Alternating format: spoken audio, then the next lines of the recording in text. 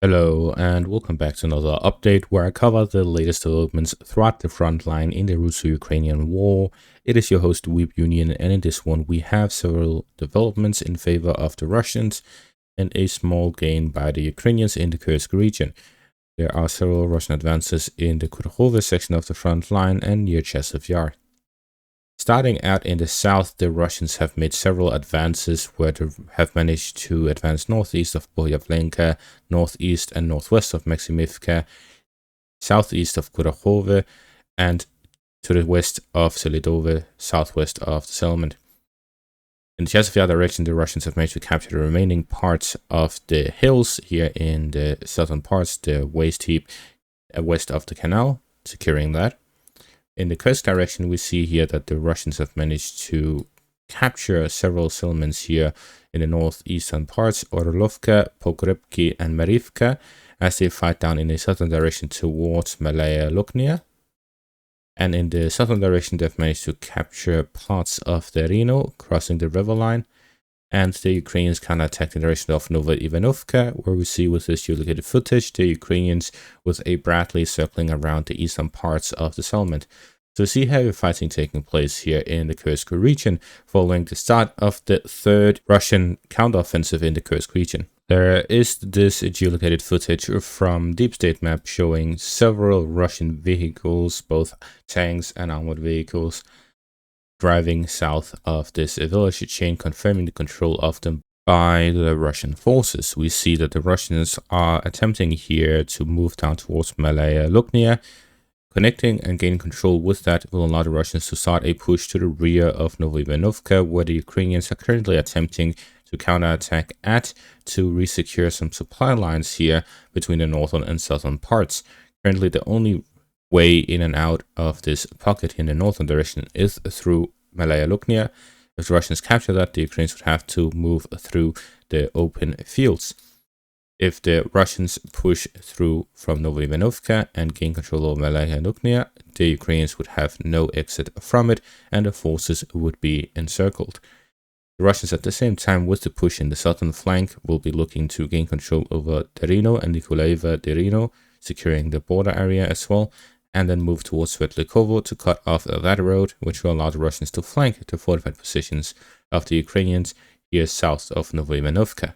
It is clear that the objective of the third Russian Kursk counteroffensive is to gain control over the river line here by Malaya Luknia and control over Svetlikovo in the south. This will allow the Russians to significantly reduce the size of the Ukrainian Kursk incursion and allow the Russians to start the preparations for the Battle of Sudzha itself, where the Russians are pressuring the Ukrainians on the eastern side with some positional fighting, and they are also fighting over Plechovo in the south, where they want to gain control over that settlement before they move towards Sudzha or potentially cross the river line to flank the Ukrainian forces with DRG units or otherwise.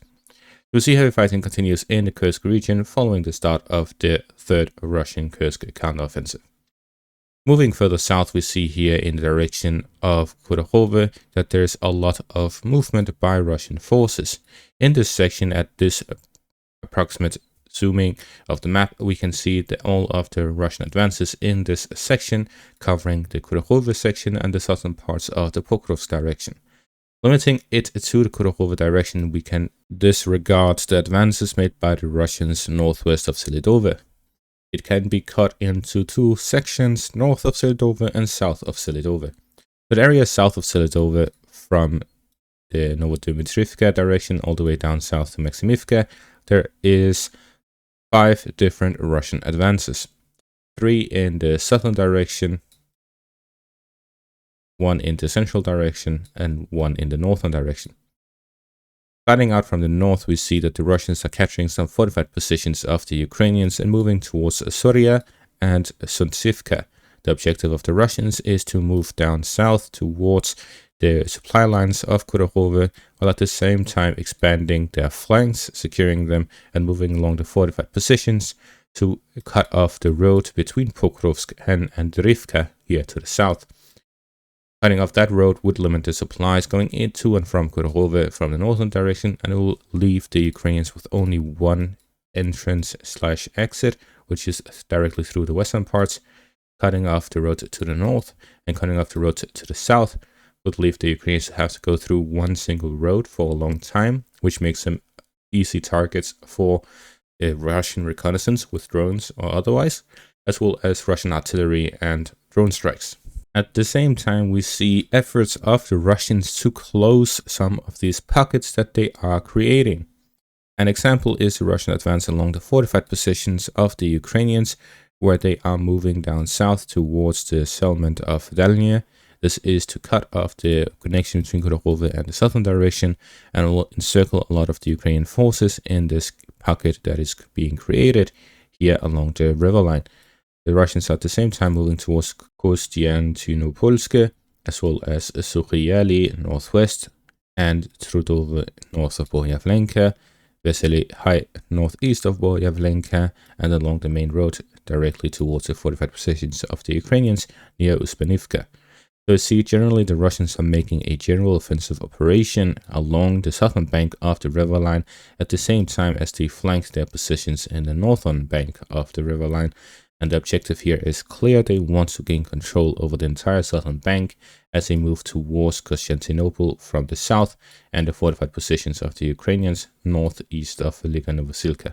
At the same time, there's a direct movement between the Russian sides in the north and southern direction, where in the northern direction the Russians are moving down south towards Sontsivka, down towards the river line, and then towards Rifka along the side of the fortified positions of the Ukrainians, at the same time as they're moving in a northern direction from Maximilianivka and Yasna Polyana towards Rusliv and the river line to connect with the southern parts, which would cut off entirely and encircle the Ukrainian forces in Kurakhove.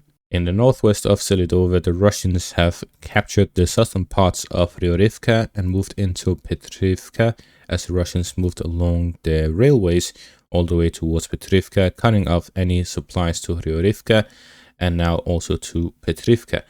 So with this, the Ukrainians have been pushed out of both settlements, meaning that the Russians will likely gain full control of Petrivka as well fairly soon. This will allow the Russians to move along further the railways towards the northern parts as well, gain control over the northern parts of these settlements, flank the Ukrainian positions in Ustininka and Yurivka further south, and generally develop the offensive operations towards Pokrovsk. This is a significant advance here near Novoalexivka following the capture of the settlement, allowing the Russians to have a direct overview over both settlements and find control of them due to the close proximity with both of these settlements, and at the same time allow the Russians to further develop offensive operations along the railways. Again, the railways are the perfect opportunity for the Russians to develop offensive operations due to the cover from the tree lines that are on both sides of the railways, and typically because the railways are also located on the high ground compared to the surrounding areas. So this allows the Russians to have both a geographical advantage from the high ground and from the cover of the trees. In the southern flank of Jazov Yar, with the capture of the waste heap in the west of the canal, the Russians are now in a position where they have the high ground under their control in this direction, allow the Russians to then redirect their forces in the southern direction to capture the remaining parts of the eastern parts of the canal, and to develop the offensive operations further in the western parts of the canal, both in the direction of Predishine and Stupushki along the main highway. So we see that there is several developments taking place in favor of the Russians in the Donetsk region, where the main targets are clearly Jazov Yar, Kurakhove, and Pokrovsk in the south. And in the Kursk region, we see at the same time the Russians have conducted their third Kursk counteroffensive. Despite Ukrainian claims that they are already fighting North Korean soldiers, there's no evidence so far that this is the case. And that is going to be all for this update. Thank you all for watching. Make sure to leave a like, subscribe, check out my Patreon and YouTube membership for additional content. Thank you all for watching and have a great day.